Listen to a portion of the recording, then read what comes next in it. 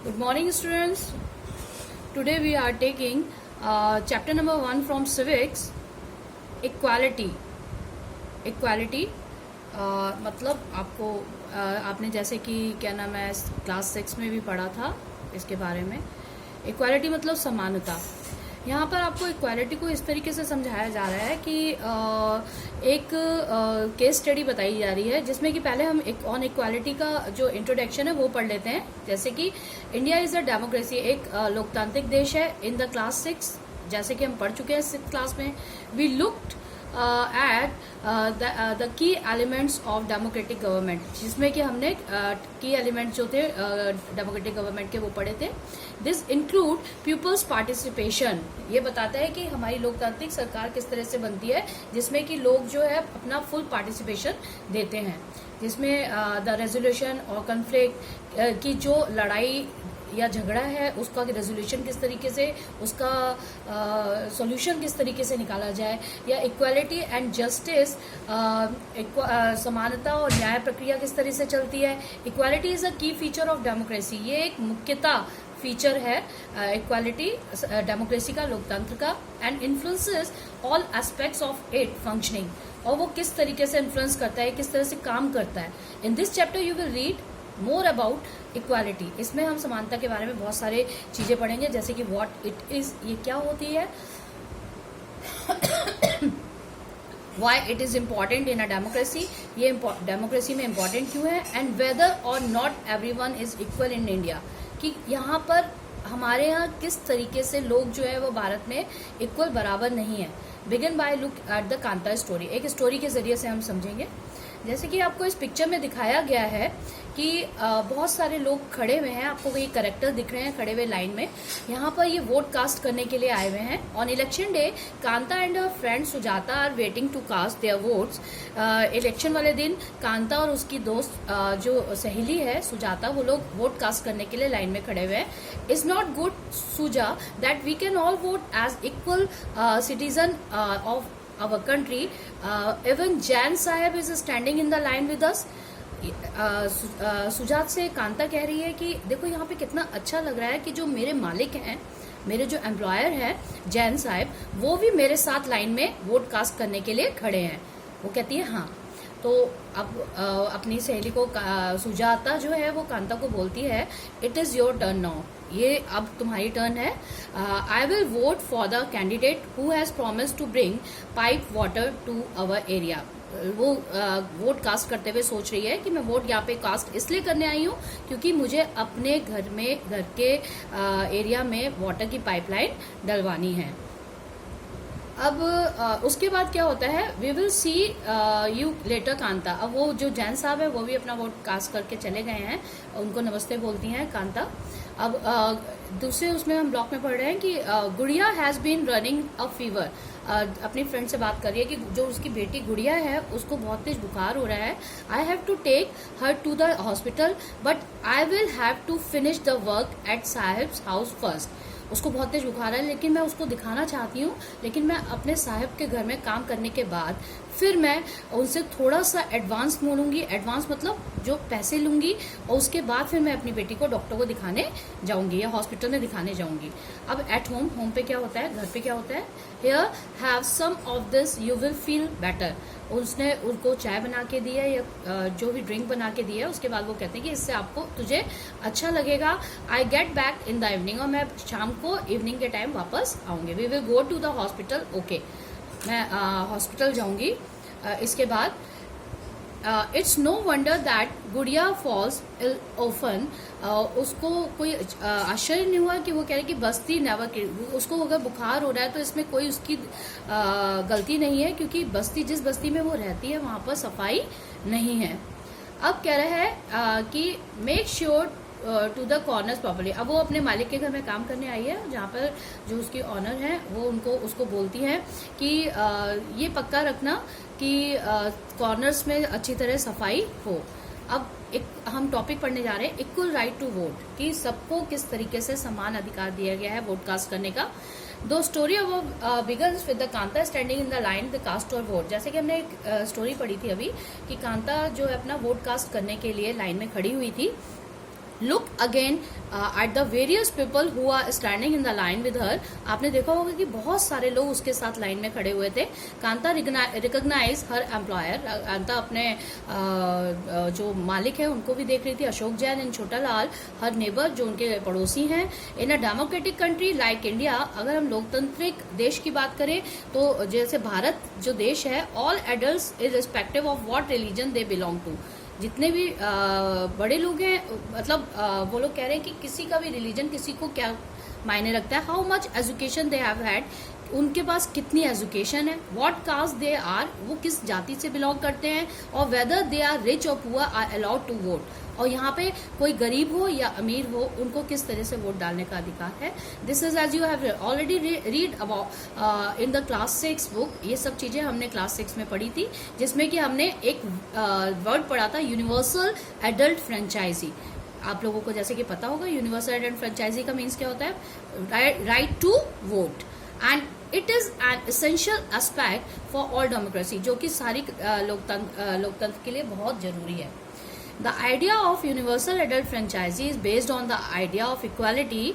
जो universal adult franchisee right to vote का अधिकार दिया जाता है, ये समानता को ध्यान में रख के दिया जाता है। बिकॉज इट स्टेट्स, क्योंकि ये बताता है that every adult in a country, कि जो भी 18 साल से ऊपर का व्यक्ति है देश में, इरेस्पेक्टिव ऑफ देयर वेल्थ, चाहे उसके पास कितनी भी वेल्थ हो, एंड द कम्युनिटी, वो किसी भी कम्युनिटी को बिलोंग करता हो, हैज 1 वोट, सबके पास 1 वोट डालने का अधिकार है। Kanta community she he belong to has 1 vote। Kanta is excited to vote and happy। Kanta इस चीज से बहुत खुश है कि हम जब वोट डालने जाते हैं तो हमें एक ही लाइन में खड़े होकर एक ही वोट डालने का अधिकार दिया जाता है, सबके साथ एक जैसा। But as her days goes on, जैसे कि उसका दिन निकला, Kanta becomes less certain about what this equality real means. लेकिन इसके अलावा उसको ये नहीं पता लगता है कि किस तरीके से इक्वालिटी, समानता का अधिकार रखती है। अब वो इधर आप पिक्स में देख रहे हो कि इधर अपनी मालकिन से उसने एडवांस में पैसे मांगे हैं, but don't make a habit. उसकी मालकिन कह रही है आज तो मैं आपको पैसे दे रही हूँ, लेकिन इसकी हैबिट मत डालना, उसको मना करती है। आपने अभी पहले पढ़ा ही था कि उसको पैसे की जरूरत क्यों हुई है, ठीक है ना। That is what is that makes Kanta unsure। Let's take a look day in her life। She lives in a slum। जैसे कि हमने देखा है, हम पढ़ रहे हैं कि कांता बहुत गरीब औरत है, जो कि स्लम एरिया में झुग्गी झोपड़ियों में रहती है, जहाँ पर पीछे ही नाला बहता है उसके घर के। Her daughter is sick but she can not take a day off from work. उसकी बेटी को बुखार है, लेकिन उसने तब भी अपने काम से छुट्टी नहीं ली, because she needs to borrow money, क्योंकि उसको उधार पैसा चाहिए था फ्रॉम द एम्प्लॉयर, अपने मालिक से, to take her child to the doctor, जो कि डॉक्टर के पास ले जाने के लिए चाहिए थे। Her job is domestic help, tries her out, and finally she ends her day. और पूरा सब कुछ काम करने के बाद, अपना पूरे दिन के बाद, and sending in the long line, एक लाइन में, लंबी लाइन में वो खड़ी हुई थी, जो कि गवर्नमेंट हॉस्पिटल की थी।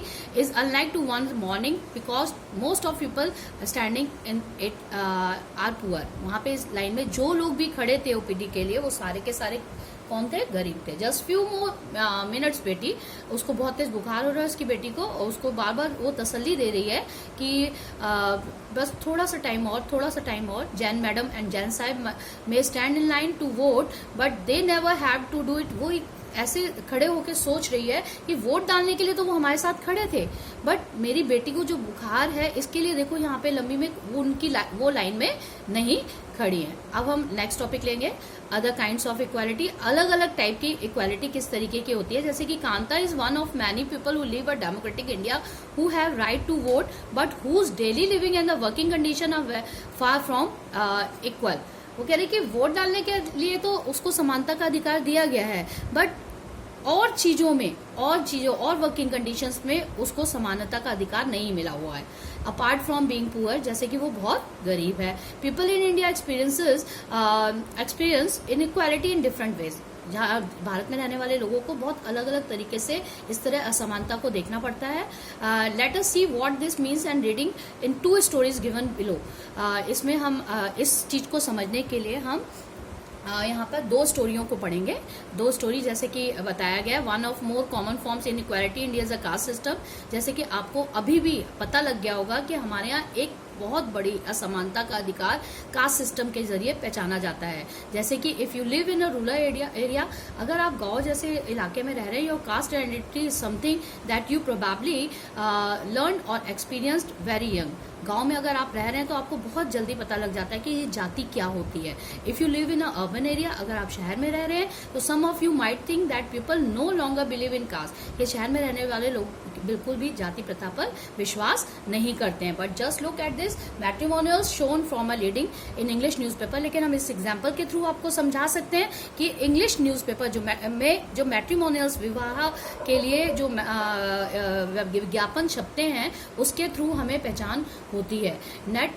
Now let us read story about experience of Dalit child attending school. हम एक दलित चाइल्ड जिनका नाम आप देख रहे हैं कि पहले हम दलित वर्ड का मतलब समझेंगे, जो कि हम 6th क्लास में भी पढ़ चुके हैं। ये एक लोअर कास्ट के तरह बोला जाता है। वैसे दलित का मतलब होता है broken, and by using this word lower caste are pointed to how they were. उनको बार बार इस तरीके से समझाया जाता है कि इस वर्ड के थ्रू कि आप एक दलित हैं। इसमें आपको स्टोरी के थ्रू एक बताया जा रहा है कि 1950 से 2013 तक एक ओम प्रकाश वाल्मीकि फेमस दलित राइटर हुए हैं। इनकी ऑटोबायोग्राफी के थ्रू हमें पता लगता है। फेमस बुक छपी थी जूठन, जिसमें उन्होंने अपना पूरा जीवन का परिचय दिया है। He writes, I had so to sit away from the others in the class. उसमें उन्होंने बताया कि मैं एक स्कूल में पढ़ता हूँ जहाँ पर मुझे बिल्कुल अलग सीट पर बिठाया जाता था, या तो फिर नीचे जमीन पे बिठाया जाता था और सबसे पीछे बिठाया जाता था, या फिर दरवाजे के पास बिठाया जाता था। Sometimes they would beat me without any reason. कितनी बार मुझे मार भी पड़ती थी बिना कारण बताए। When he was in class 6, the headmaster asked Om Prakash to sweep the school. एक बारी जो ओम प्रकाश के जो क्या नाम है टीचर थे, अध्यापक थे, जो प्रधान अध्यापक थे, उन्होंने उनको स्कूल का ग्राउंड भी साफ करने के लिए बोला। He writes, the play ground was very larger than my small physique. मेरी जो अवस्था थी, आयु थी, उसके अकॉर्डिंग जो प्ले ग्राउंड था वो बहुत बड़ा था। My face was covered with dust. जब मैंने उसमें झाड़ू लगाई तो मेरा जो फेस था, मुंह था, पूरी तरह से धूल से ढक गया था। डस्ट इनसाइड माई माउथ, मुंह के अंदर पूरी धूल मिट्टी चली गई थी। The other children in my class were studying and I was sipping. जो मेरे साथ के सारे बच्चे थे वो सारे के सारे पढ़ रहे थे, लेकिन मैं क्या कर रहा था? मैं मैदान साफ कर रहा था। Headmaster was sitting in his room and watching me. I was not even allowed to get a drink of water. Headmaster room के पास ही बैठे हुए थे और वो बराबर से मुझे वॉच कर रहे थे, देख रहे थे, लेकिन मुझे पानी पीने की भी अनुमति नहीं थी। I swept the whole day from the doors and windows of the school rooms. मैं सारा दिन मैंने सफाई करी पूरे स्कूल में। The eyes of the teacher and the boys saw this spectacle. सारे स्कूल के जो छात्र थे और अध्यापक थे वो सब चीजें देख रहे थे। Om Prakash was made to sweep the school playground for next couple of days. मतलब और आगे के दिन भी वो ये सब चीजें साफ करता रहा। द ओनली कम, ये जब इस वाक्य का उसका अंत तब हुआ जब उसके फादर वहां पर एंटर किए, who happen to be passing by, जो कि स्कूल के सामने से निकल रहे थे। सो हिज सन स्वीपिंग, जब उन्होंने अपने बेटे को स्कूल को साफ करते हुए देखा, ही कन्फ्रंटेड द टीचर, उन्होंने टीचर का सामना किया। And then walking away from the school holding Om Prakash hand, अपने बेटे का हाथ पकड़ के वो खींच के ले गए। He said loudly for all them to hear, you are a teacher so I am living now, but remember this much master will study right here. वो कह के गए कि ये चीज बेटा आप टीचर को कि आप याद रखिएगा कि ये वही स्कूल होगा जहां मेरा बच्चा आकर ऊंचे सर से आकर खड़े होगा। And not just but there will be more coming after him. The second story, एक और स्टोरी मैं बता रही हूँ। इसमें एक और स्टोरी बताई गई है कि एक मिस्टर एंड मिसेस अंसारी हैं जो कि अर्बन एरिया में शिफ्ट हुए हैं। वहाँ पर वो अपने लिए मकान ढूंढ रहे हैं और वो एक प्रॉपर्टी डीलर के पास जाते हैं जहाँ पे अपार्टमेंट्स में वो दिखाने जाता है और उनको फ्लैट दिखाते हुए बोलता है कि ये यहाँ का फ्लैट है। However when the landlady found out their names, जैसे जो वहाँ की उनकी मालकिन है फ्लैट की, वो उनका नाम पूछती है। She made an excuse about how she could not rent the house, क्योंकि वो मना कर देती है कि मैं अपना मकान जो है वो किराए पे नहीं चढ़ाऊंगी। So someone who eat meat, क्योंकि जो लोग नॉनवेज खाते हैं उनको मैं अपना घर नहीं देती हूँ, क्योंकि अभी तक कोई भी रेजिडेंट यहाँ पर नॉनवेज खाने वाला नहीं आया है. Both the Ansaris and the property dealers were surprise to hear this because they could smell fish being cooked in the neighbours house. क्योंकि उनको बड़ा अचंभा होता है, क्योंकि उन्हें पड़ोस से ही फिश बनाने की स्मेल आ रही होती है. The same excuse were repeated in the second and the third apartment. ऐसे ही उनको 2, 3, तीसरा मकान देखने पर फेस करनी पड़ती है. The property dealer told them might want to change their names and call themselves Mr and Mrs Kumar. Property dealer उनको एक सजेशन देता है कि वो अपना नाम चेंज कर ले, अंसारी की जगह मिस्टर एंड मिसेस कुमार लगा दें. ये इस चीज के लिए जो अंसारीज होते हैं वो मना कर देते हैं. He took whole month looking apartment for before they found a landlady who was willing to give them a place on rent. उनको एक घर क्लास मिल जाता है जहाँ पर उनको एक रहने के लिए नया फ्लैट देने के लिए राजी हो जाते हैं. अब हम इतना ही पढ़ेंगे. आगे हम सेकंड पार्ट जो है वो दूसरी वीडियो में पढ़ेंगे. उसके लिए फिर हम अभी गुड बाय बेटा.